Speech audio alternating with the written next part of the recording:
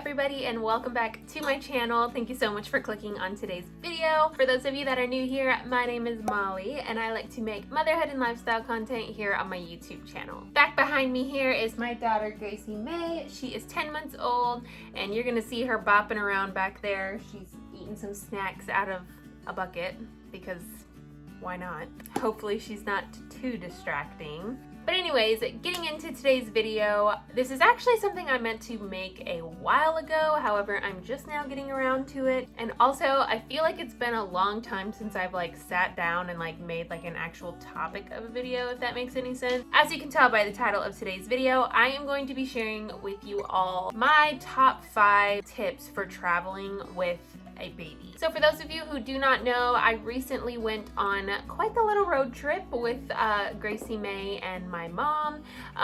We drove from Tennessee to California and then 4 months later drove back to Tennessee. Hopefully you guys find some of these helpful. First, before we hop into the video, if you haven't already, hit that red subscribe button down below so you can become part of our little fam. And yeah, let's just go ahead and hop into the video.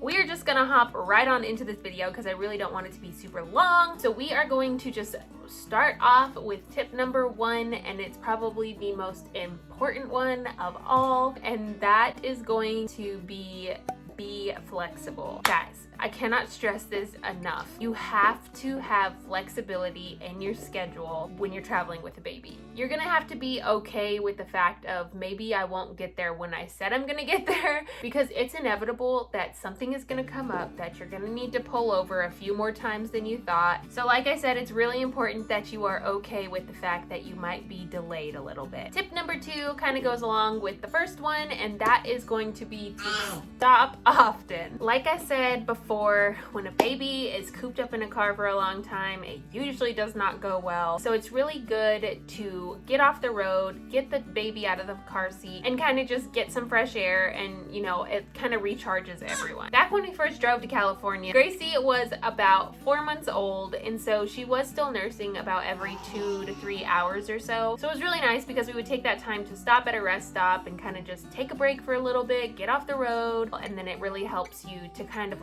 stay charged up for the drive. When you try to rush things and when you try to push on is when things just get really bad, so don't do that. So moving on to tip number 3, and that is going to be new toys. Now, I say this tentatively. What you can do is kind of start cycling toys out before your trip, so that way, even though it may be an older toy, when you reintroduce it, it's still some new curiosity about the toy. So you can either reuse old toys, or you can go and, pick out maybe 1 or 2 new toys. So these are your weapons of distraction. And that's for these times when your baby's awake when we're in the car. For Gracie, I really don't buy her a lot of toys that are super loud and light up kind of toys, just because they're really overstimulating and it makes kids get bored with toys way faster. I'm not saying it would be a terrible idea for a road trip, and if your child is used to those kind of toys, then it might be a good idea to get toys of that nature, whatever they're used to.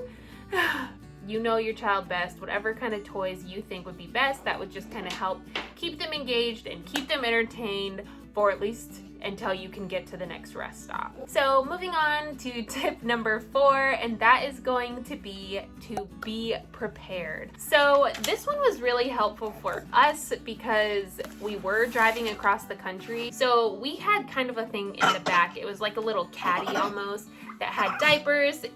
Oh my gosh, this child. It had diapers, it had wipes, it had thermometers. So it had all of the stuff that we would need in case of emergency, I guess. It was nice because things weren't packed away in the vehicle, so it's easy to just get to. So it's something that's really helpful, and I would highly recommend. So moving on to our last tip number 5, and that is going to be to just stay patient. Now, you might be like, that's such a dumb tip, but honestly guys, when you're in a car with a screaming baby, tensions are high. It is not good to drive distracted like that, no matter how much you think you're fine. When a baby's screaming, there's no sense in pushing it. It is just so important to just try to stay as patient as possible. You get angst, or whoever you're driving with would get angst. You know, it's best just to like get off the road if you need to, even if you need to just pull off on an exit and just kind of like open a window for a while or something like that. Because at the end of the day, that is never going to be good, and it's never going to get you anywhere faster. So yes, definitely just try to stay as cool, calm, and collected as you possibly can, because that's how you're gonna get there safely. So you guys, I hope that those were helpful. I know they're pretty basic tips, but honestly, they are literally the most important tips of traveling with a child. At the end of the day, guys, what's most important is you're making memories with your family, with your baby, and just try to make the best of it, and don't let things get you down, basically. I gotta put my leg here so she doesn't go to the camera. So you guys, with that being said, I hope these were helpful. If you enjoyed today's video, please give it a big thumbs up. And if you haven't already, hit that subscribe button down below so you can become a part of this crazy fam here that we have going on. So yeah, guys, thank you all so much for watching, and I look forward to seeing all of you in my next video. Bye, guys.